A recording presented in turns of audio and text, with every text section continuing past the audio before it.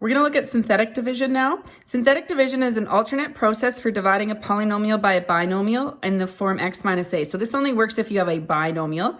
It allows you to calculate without writing all the variables. So it's kind of like a shortcut with just dealing with the coefficients. So here are the steps. Now, of course, it's always going to make more sense once we actually do an example, but rearrange the equation in descending order. So we want it always to say x cubed, x squared, x, etc. Then you're going to use the divisor, it should say here, divisor. So that's an R, not an N. Set equal to 0 to solve for x. You're going to write only the coefficients of the equation. If any are missing, you're going to fill in their spot with a 0. So I will demonstrate this in the next video on the example. And so this is kind of, I'll read through this. It says, bring down the first coefficient, multiply by the divisor, add that number to the second coefficient. Until we're actually doing this question, it's kind of hard to visualize what we're doing. We then repeat these steps 4 to 6 until there are no more coefficients to bring down.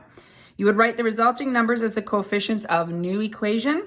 The last number will be the remainder. So what we're going to do is in the next video, you're going to watch me set this up. And while you're doing this, once you see the numbers and you need help again, that's when it's going to make more sense to go back and read these steps. I know when you're just reading the steps, it's hard to kind of put it all together. But when you see an example and you're trying to figure out, oh, what did I do in that step? Then you can kind of look at sort of mostly 5, 6, 4, 5, and 6. These steps are kind of the steps that's actually happening in the question.